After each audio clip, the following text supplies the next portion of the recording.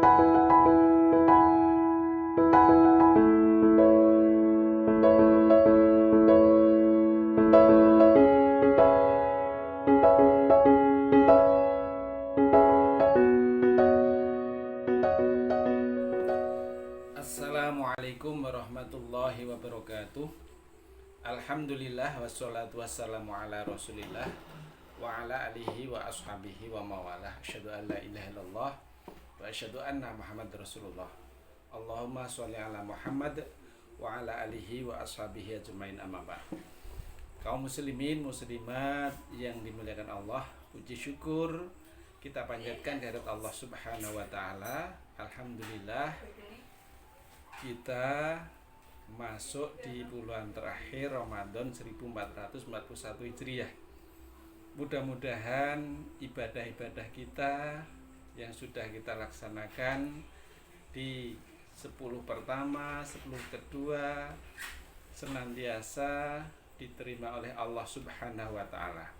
Tentu kaum muslimin muslimat yang dimuliakan Allah, masih ada kesempatan di bulan terakhir ini bagaimana kita lebih meningkatkan ibadah kita baik secara kuantitas maupun kualitas, sehingga Ramadan berakhir nanti kita memperoleh predikat orang-orang yang bertakwa, sebagaimana tujuan ibadah di bulan Ramadan adalah la'allakum tattaqun. Kaum muslimin muslimat, Bapak Ibu yang dimuliakan Allah, di kajian singkat ini kita melanjutkan materi kemarin terkait bagaimana kita berusaha menjadi hamba Allah yang dicintai. Kemarin sudah kita kaji bagaimana kita berusaha meningkat terus dari hamba yang mungkin biasa, yang itu kita melaksanakan kewajiban saja secara biasa, tapi meningkat. Kita berusaha melaksanakan kewajiban yang Allah perintahkan dengan sebaik-baiknya. Itu menjadi sarana untuk mendekatkan diri kepada Allah, sebagaimana dalam hadis kemarin yang kita kaji. Hamba yang bisa melaksanakan kewajiban dengan baik itu adalah salah satu jalan untuk menuju mendekatkan diri kepada Allah. Kemudian kita berusaha bagaimana kewajiban itu setelah tuntas kita laksanakan dengan baik, kita pun juga senantiasa menambah ibadah-ibadah yang sunnah dengan sebaik-baiknya dalam pelaksanaannya. Nah, inilah yang kemarin saya sampaikan, kita harus merubah pengertian yang selama ini kita pahami. Adanya wajib, adanya sunnah, adanya mubah, adanya makruh, adanya haram. Terutama pengertian wajib, pengertian sunnah, ini kalau kita perbaiki pemahaman kita, tentu akan bisa meningkatkan kualitas diri kita. Ternyata wajib itu tidak hanya sekedar dilaksanakan mendapat pahala, ditinggalkan berdosa. Tetapi ternyata wajib itu kalau dilaksanakan dengan baik, itu nanti akan bisa meraih derajat hamba yang dekat. Tidak hanya sekedar dapat pahala, tapi bisa mendudukkan kualitas diri kita menjadi hamba yang dekat pada Allah Subhanahu wa ta'ala. Kalau kewajiban dilaksanakan dengan baik, ditambah dengan melaksanakan sunnah dengan baik pula, ternyata sunnah tidak hanya sekedar melaksanakan dapat pahala, ditinggalkan tidak apa-apa, tapi ternyata apabila ibadah-ibadah sunnah dilaksanakan dengan baik, akan bisa menempatkan pelakunya menjadi hamba yang dicintai oleh Allah Subhanahu wa ta'ala. Selain itu, kalau kita kaji di hadis yang lain, misalnya kita lihat dalam hadis terkait dengan perintah melaksanakan sholat. Ini kalau kita lihat hadisnya itu kan Rasulullah bersabda, awalu ma yuhasabu bihil abdu yaumal qiyamah as-sholah. Yang mula pertama nanti dinilai, dihisab pada hari kiamat pada setiap hamba Allah, setiap manusia adalah sholat. Idza sholuhat faqad aflaha wa anjaha. Apabila dilihat sholatnya itu bagus, maka sungguh orang tadi termasuk orang yang beruntung dan orang yang sukses kehidupannya. Karena kehidupan dunia nanti akan ditukar kehidupan akhirat yang tentu kalau sukses itu memperoleh kedudukan tempat yang mulia, tempat yang menyenangkan, yakni surganya Allah Subhanahu wa taala. Wa idza fasadat faqad khaba wa khasira.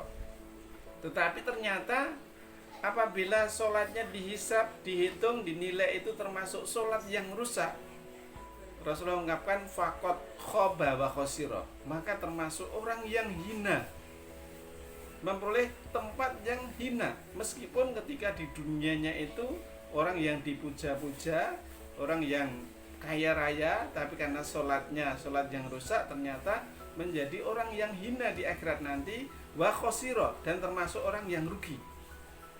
Bapak Ibu, ternyata hadis ini masih Allah sambung dalam ungkapan hadis qudsinya itu, qala Allah Ta'ala, qala Allah Azza wa Jalla, Allah berfirman kepada malaikat, ternyata apa? Ungzuru ya malaikat, hal li'ibadi min tatawwu. Wahai malaikat, coba lihat, barangkali hambaku itu pernah melaksanakan ibadah-ibadah sunnah, sholat-sholat sunnah. Fa'in wujidalahu tatawu'un, apabila kamu dapati dia pernah melaksanakan ibadah sunnah, sholat-sholat sunnah, ternyata qala, Allah berfirman, akmilu bihil faridoh, maka sempurnakan ibadah wajibnya yang kurang itu dengan ibadah sunnah yang dilaksanakan. Nah ini kan bisa kita ambil pelajaran, ternyata sunnah tidak hanya sekedar dilaksanakan dapat pahala, tidak dilaksanakan tidak apa-apa, tidak sekedar itu. Ternyata ketika sunnah itu dilaksanakan dengan baik, itu bisa menambal kekurangan dari ibadah wajib, terutama masalah sholat tadi. Coba kalau orang tadi itu tidak punya ibadah sunnah, ketika sholatnya diteliti, sholatnya termasuk sholat yang rusak, sholat yang kurang, dilihat ibadah sunnahnya tidak punya, maka termasuk orang yang rugi.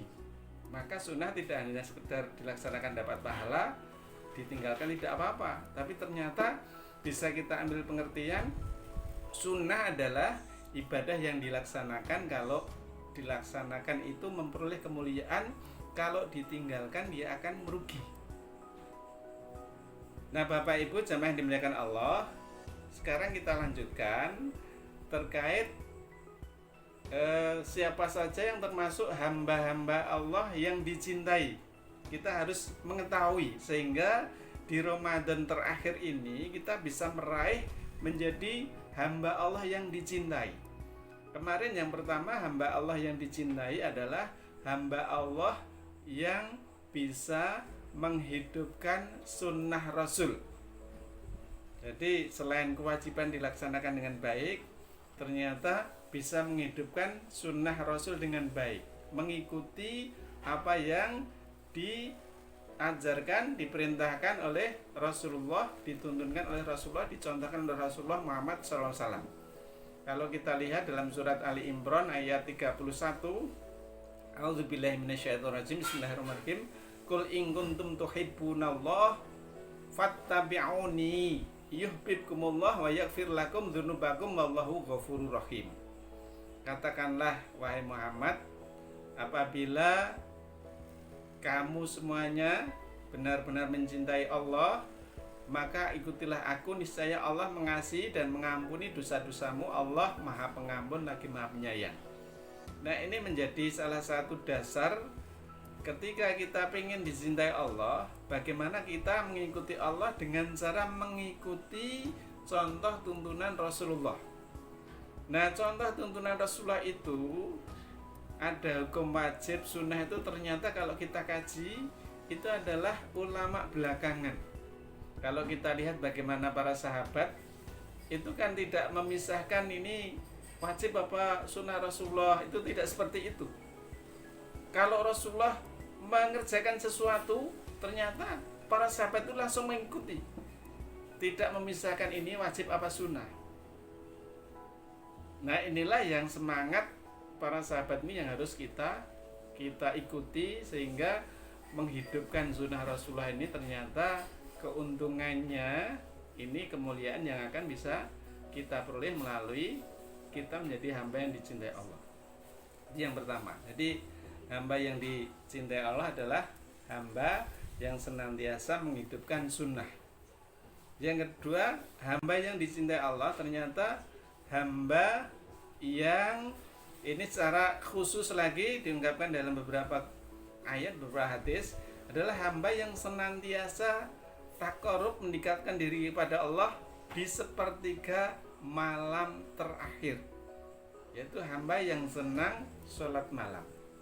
Nah, ini kalau dasar Qur'annya bisa dilihat dalam surat ke-17 ayat 79, wa minal laili fatahajjat bihi nafilatalak asa ayyab'atsaka rabbuka maqaman mahmuda. Hamba yang senantiasa sebagian malam itu bersembahyang, bertahajud sebagai ibadah tambahan. Nafilatalak, ibadah nafilah. Dengan seperti itu, ini ada ungkapan ayat ini, mudah-mudahan Tuhanmu Allah akan mengangkat kamu di kedudukan di tempat maqamam mahmuda. Nah, ini dalam surat 17 ayat 79 bisa juga dilihat ternyata hamba yang dicintai Allah adalah hamba yang suka bangun sepertiga terakhir, itu dalam surat Muzammil ayat 20. Jadi yang pertama tadi menghidupkan sunnah, yang kedua hamba yang suka qiyamul lail, terutama menghidupkan sepertiga malam terakhir. Yang ketiga, hamba yang nanti akan dicintai Allah adalah hamba yang suka berbuat kebaikan. Kalau dalam ayat terkenal innallaha yuhibbul muhsinin. Nah, suka berbuat kebaikan ini kalau kita lihat salah satu referensi sebagai dasar saja, surat Ali Imran ayat 134. Alladzina yunfiquna fis-sarra wad-dharra wal kadhiminal ghaidha wal 'afina 'anil nas. Wallahu yuhibbul muhsinin. Nah, ini ternyata perilaku orang berbuat baik ini menjadi tanda juga orang yang bertakwa. Orang yang suka menafkahkan hartanya di kala lapang, di kala sempit. Orang yang bisa menahan amarahnya. Orang yang suka memaafkan. Dan inilah Allah mendatangkan pintu kecintaan karena itu merupakan perbuatan muhsin, perbuatan yang terbaik. Jadi tidak hanya orang yang baik, tapi itu adalah perilaku terbaik. Itulah yang mungkin menjadi salah satu upaya kita di akhir Ramadan ini tadi, paling tidak 3 ini nanti bisa kita lanjutkan di kesempatan berikutnya. Marilah jamaah yang dimuliakan Allah, jadi kita menghidupkan sunnah, ibadah-ibadah yang Rasulullah tuntunkan, contohkan di akhir Ramadan, termasuk qiyamul lail ini. Tidak hanya nanti di Ramadan ini, pasca Ramadan ini menjadi salah satu kegiatan kita, kegiatan tambahan yang ini menjadi upaya kita menjadi hamba yang Allah cintai. Dan juga yang ketiga tadi adalah kita senantiasa berbuat ihsan. Wujudnya tadi suka infak, suka memaafkan, dan juga berusaha menahan diri, tidak mudah emosi, tidak mudah marah. Dan inilah adalah pendidikan Ramadan ini, harapannya nanti membuahkan hasil seperti itu, sehingga menjadi orang yang baik dan menjadi hamba yang dicintai Allah Subhanahu wa ta'ala. Itu saja sedikit yang bisa saya sampaikan. Mudah-mudahan bisa kita lanjutkan di kesempatan berikutnya. Billahi taufiq wal hidayah. Akhirul kalam, assalamualaikum warahmatullahi wabarakatuh.